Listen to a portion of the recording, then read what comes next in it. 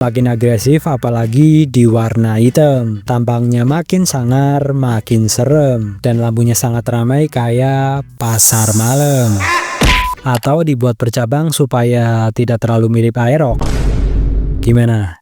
Plek-ketiplek? Bukan tidak mungkin kedepannya akan ada Vario 160 Street, Scoopy Street, Stylo Street, sampai Supra Bapak Street.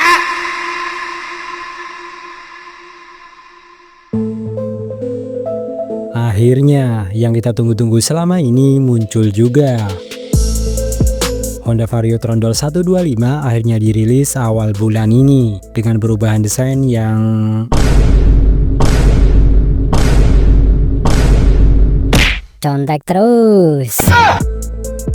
secara keseluruhan menurut kami ini bagus, apalagi detailnya yang kembali meruncing seperti Vario Late Old. Kalau dulu Late Old dimiripkan sama Lamborghini, Vario baru ini juga kembali ngikut Lambo di bagian DRL yang bercabang ini. Nyontek? Enggak dong, cuma terinspirasi. Dan kabarnya motor ini lebih ringan dan ada revisi di beberapa bagian, seperti radiator yang diperkecil dengan tutup plastik dan di bagian CVT menjadi lebih ringan, yang berarti. Dan apalagi yang baru, yang nyontek, yang ditipisin dan diplastikin di motor ini. Mari kita mulai.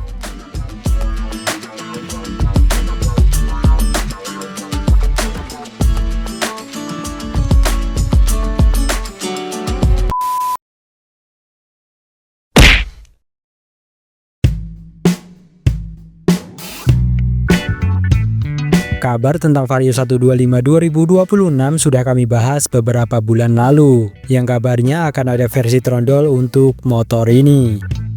Dan akhirnya terjawab di tanggal 1 Desember 2025 kemarin. Motor ini berubah total, walaupun secara shape masih mirip-mirip dengan generasi sebelumnya. Karena memang bentuk seperti inilah yang disukai masyarakat kita. Jadi Honda tetap mempertahankan shape yang sama, walaupun tentu saja dengan perubahan di beberapa bagian. Di bagian depan ini perubahannya sangat terasa. Desainnya makin runcing, makin tajam, makin agresif apalagi di warna hitam. Tampangnya makin sangar, makin serem. Dan lampunya sangat ramai kayak pasar malam. Iya, menurut kami ini sangat ramai. Lagi-lagi menyesuaikan selera masyarakat Indonesia yang mirip-mirip dengan selera India. Abu full Supra. Sebelumnya, lampu yang terlalu ramai juga ada di PCX 150 yang DRL sungut lelenya sampai 1 km. Tetapi walaupun jadi sangat ramai dan jadi mirip sama koceng ini, kami tetap suka desain ini karena kami rasa desain sebelumnya sudah sangat membosankan.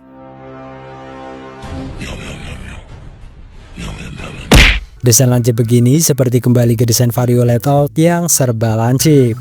Karena Vario 125 2018 sampai 2024 desainnya lebih tumpul di ujung-ujungnya. Kalau Vario Late Old nyontek Lamborghini yang lekukannya serba kaku dan tajam, di versi terbaru ini juga makin terasa nyonteknya di bagian DRL yang bercabang ini. Atau dibuat bercabang supaya tidak terlalu mirip Aerox. Coba kita lihat kalau percabangannya ini dihilangkan. Gimana? Plek-ketiplek? Untuk posisi lampu jauh dan dekatnya juga dibuat sama seperti Aerox. Sekarang lampu dekat berada di tengah dan lampu jauh di samping kanan dan kiri seperti Aerox 155 generasi pertama dan kedua. Sementara di bagian cover speedometer ini menurut kami sangat keren dibanding generasi sebelumnya. Terlihat niat, makin keren, desainnya makin nampol. Tetapi tidak dengan yang versi trondol. Karena di versi street ini malah terlihat aneh, terlihat cungkring, apalagi ukuran bannya masih terlihat sama dengan versi standar. Tidak seperti Beat Street yang ukuran bannya dibuat sangat gambot sehingga makin gagah. Kalau ini Alamak najisnya. Tetapi tetap ada yang suka dengan versi ini sih. Namanya juga motor Honda. Walaupun ada embel-embel all new, tetapi di sini yang new cuma beberapa bagian saja, alias tidak all.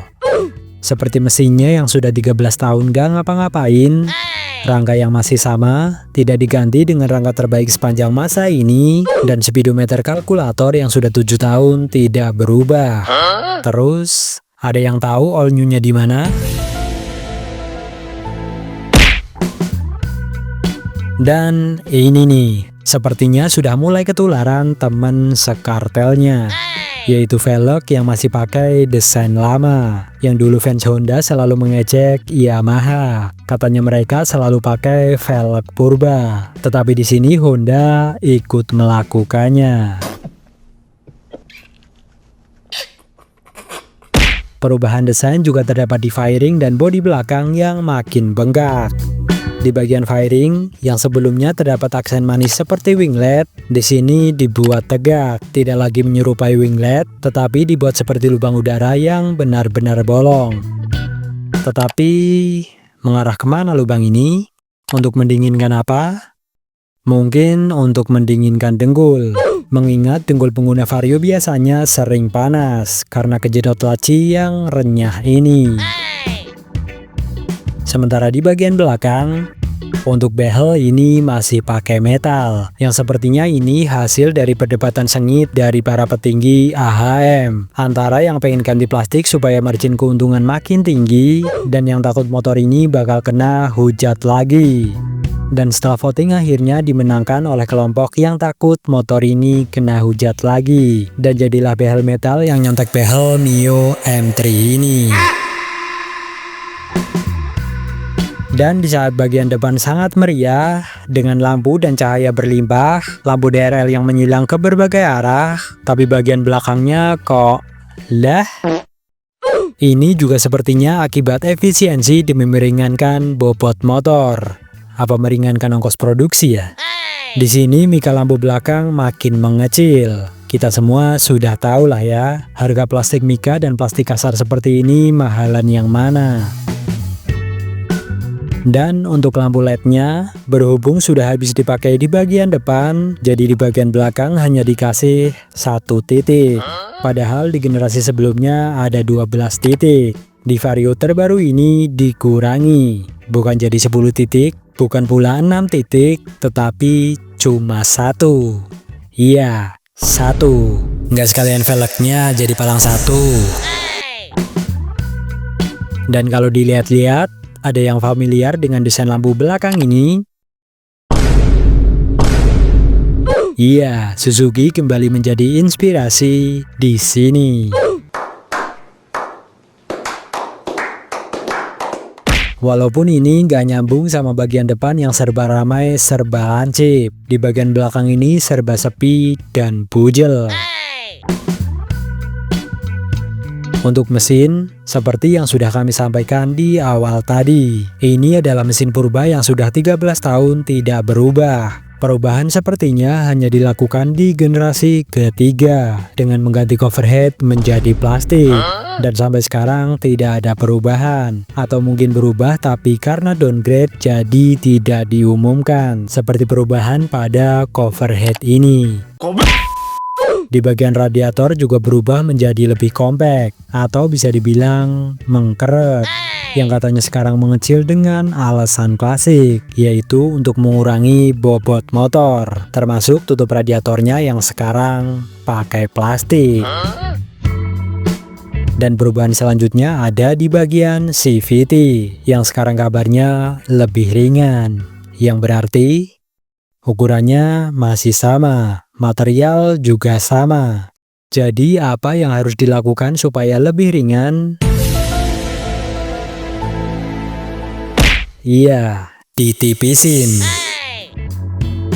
Tetapi untuk desainnya terlihat makin cantik. Bisa juga dikatakan makin maskulin, makin menarik. Tapi kalau yang sebelumnya kualitas kerupuk, sekarang jadi keripik.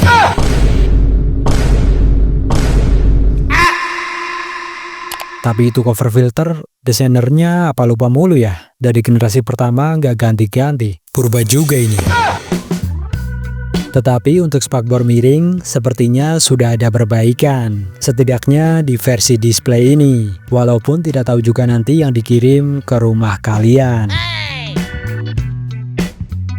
Yang intinya di sini, Honda mengembalikan desain Vario 125 ini mendekati desain Vario Let All. Karena ya memang Vario Let All desainnya terbaik. Setidaknya itu menurut kami. Dan ternyata banyak juga yang setuju. Sesuai dengan video kami beberapa waktu yang lalu. Yang belum nonton linknya ada di akhir video.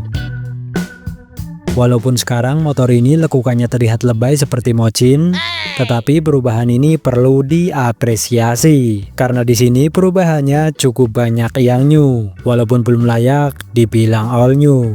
Hal ini dibanding generasi sebelumnya yang lampu depan dan belakangnya masih sama saja dengan generasi Vario 125 2018. Dan kabar baiknya, Honda tidak berani mengganti rangka motor ini dengan rangka laknat mereka. Walaupun ini rangka purba, paling tidak ini lebih kokoh dibanding rangka ESAV yang dulu dibangga-banggakan di iklannya. Sedangkan untuk versi streetnya, menurut kami ini nggak usah dibeli saja. Udah ditrondol, tapi harga lebih mahal. Kalau di Honda Beat Street wajar lebih mahal dari Beat standar. Karena di Beat Street speedometernya saja berbeda. Dan untuk bagian kaki-kakinya juga lebih gambot. Sedangkan ini cuma ditrondolin, harga dinaikin.